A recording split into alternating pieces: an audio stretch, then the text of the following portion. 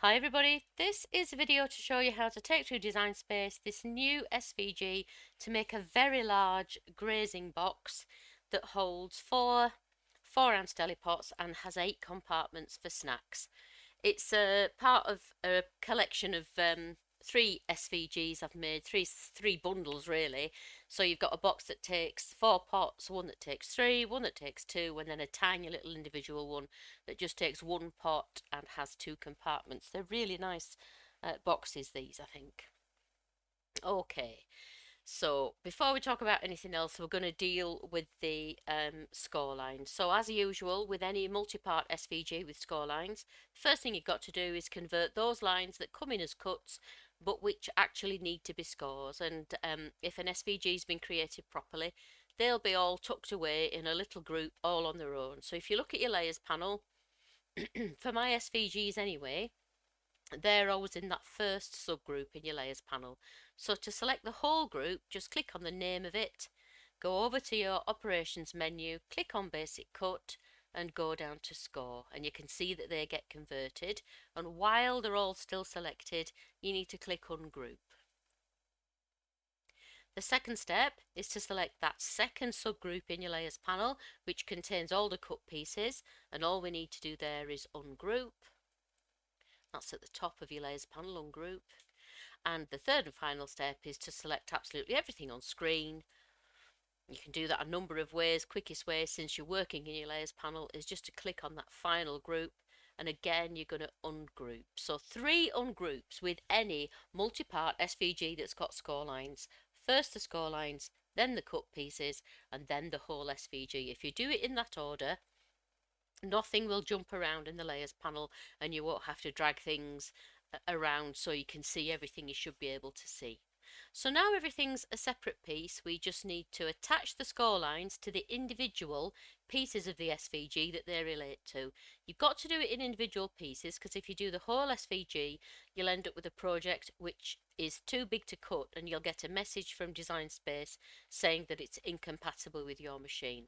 So I think the quickest way to select a piece is to just click on canvas somewhere near it, drag a box to just enclose that piece and its scores, and click attach, which is at the bottom of the layers panel on the desktop version I'm using here. And you need to do that for each piece on screen that has score lines, remembering again to always only select one piece and its scores. Don't select any more than one piece. Okay, so this SVG, excuse me, gives you a few different options to make things. You've got these inserts which have taller walls. So if you cut those for your compartments, you're going to end up with a box that holds more food, but you won't be able to put a lid on it. So if you're just sharing a box, say, if it's on the coffee table in front of the telly when you're watching a film, or if you're having a party at home and this is just on your table and you don't need a lid, you might use the deeper compartments. If you're making this box to take to a party or to give as a gift to somebody, then you'd want to use the slightly shallower compartments so that you can fit a lid over the top of everything. So first of all, I'm going to make this as if I was making, did I attach that one? I did. As if I was making a box that has the wall height compartments and a lid with a window. So just for now, I'm going to get rid of the solid lid and the deeper compartment piece. So this has 8 compartments, as we said. So I only give you one because it's quicker to just attach the scores to one and then duplicate it. So we've got one, we need 2, 3, 4, 5, 6, 7, 8. I'm just using Control D on my keyboard there. If you're on anything else, you need to find the duplicate command and click on that. Right, so let's click make it and see what Design Space does with the layout. Now then, this piece, I'm just going to go back. This piece of acetate, I always keep my acetate windows under A4 size because that's the only acetate or PVC sheet that I can get hold of. So it's no good if your window's too big, you won't be able to cut it out of PVC. So if we look at that, it actually is 28.5 centimetres wide by 18.5 centimetres deep. An A4 sheet is 29.7 So you've got 1.2 centimeters to play with in the width, and it's 21 centimeters deep, and this is only 18.5. So this will easily fit on an A4. So if we go to make it, there it is. It won't let me select A4, and I think that's because you get the extra cutting margins, don't you, on Design Space. So as far as Design Space goes, it says it won't fit, but it actually will. So just choose 30.5 by 30.5 and send it through on your standard mat with a piece of A4 landscape and aligned with your top left hand corner. It will definitely cut from A4. This is the lid piece, and again, this is not going to let you select A3. I'm just going to go back to the canvas and show you. There's the lid. It is 39.1 centimeters wide by 28.65 centimeters deep. A3, you can't cut this on, you definitely can't cut this on tabloid or ledger if you're in the US, I'm afraid. It's too big. You would need poster board if you wanted to make the lid for this box. But in the UK, that fits within the size of an A3, but Design Space will tell you it won't. So just going to click make it again. We know that that's going to be on a 12 by 12, so I'm not going to worry about that. So with this one, it won't let you choose A3, but just leave that as it is. Put a piece of A3 on your long mat. It's got to be the long mat, obviously, because it's much longer than 30.5. Just put your A3 on your long mat as you normally would, and it cuts with 5mm on either side. So you've got plenty of space for that. Don't worry about Design Space telling you it won't cut on A3. It absolutely will. So here we've got the box base and two compartments. I think we can definitely choose A3 here. So there's the box base goes on one. There's not really any moving around here because Design Space actually lays this box out pretty well, makes good use of the A3 sheet. So you've got one A3 for the box base, another A3 for the insert and two compartments, and then you've got four compartments on another sheet and two on another. Possibly, if you move those around, you could slot one in the middle, but since you've got to use another sheet for the other one, I personally would just let Design Space do its thing, and that's how I'd go. Okay, so I'm not going to cut it. I've got lots. That's how we would cut the box with a lid, and obviously you'd use the same card if you were using the solid lid. You just wouldn't need that bit of acetate. So I'm going to go back before we deleted other things. There we are. Right, so now I'm going to make the box which has the deeper compartment. So all we need here is the box base, a deeper compartment piece. We can get rid of the small compartment. We need the insert for the pots, obviously, but because we're using the deeper compartments, we can't use any of the lid pieces. But we do need 8 of this still. So we've got 1, I'm going to go 2, 3, 4, 5, 6, 7, 8. So we'll click make it and see what Design Space does in terms of layout.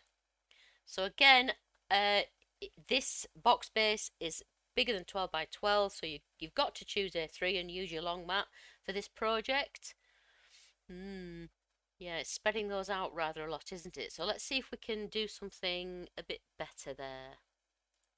We'll press cancel and go back. So if I take the pot insert and put one of these at the side of it, how wide is that? Oh, 4mm too wide to actually go on the cutting width. That's a shame.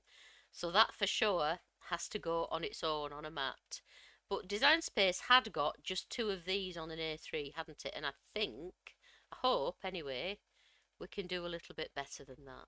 Let's just see. 29.21.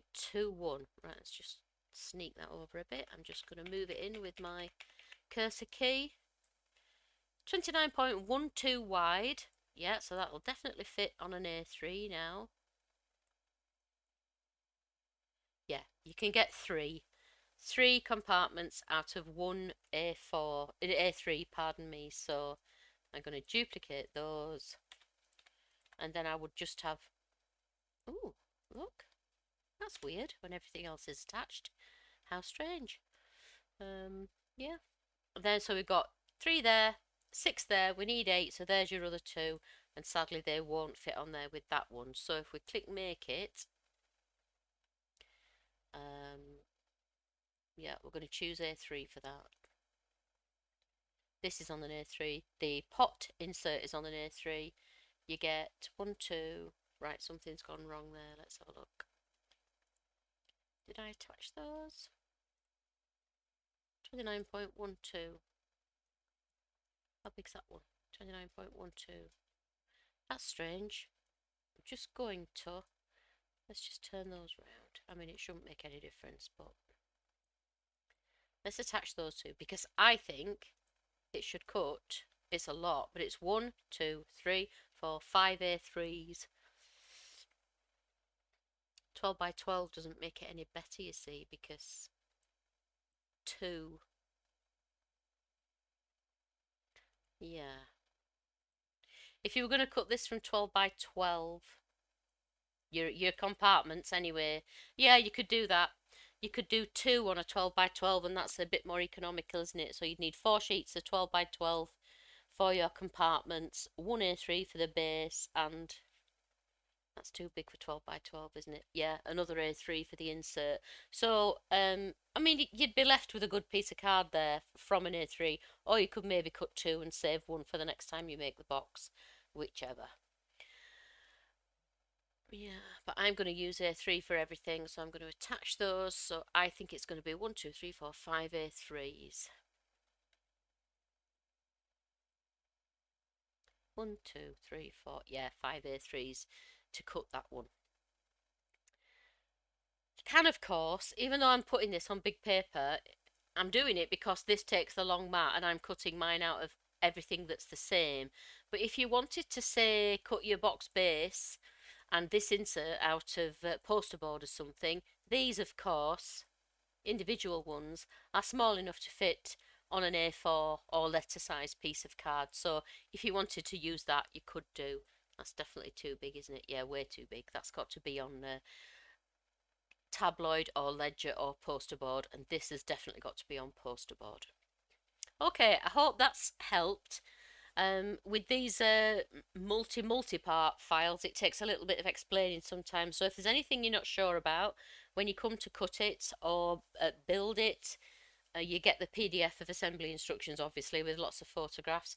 But if you have any questions when you come to actually make it, please don't hesitate to get in touch. I'm always happy to help, and it really matters to me that people can make good use of the SVGs that they buy from me, because I do go to great pains to make sure they work properly before I release them. So never be afraid to ask, and always come. It doesn't matter how many times you come back to me, we'll get it sorted out. If you need to contact me, the details of how to do that are in the description below. And if you just stumbled across this video and you'd like to buy the SVG, the link to do that is in the description as well. Thanks a lot. Bye.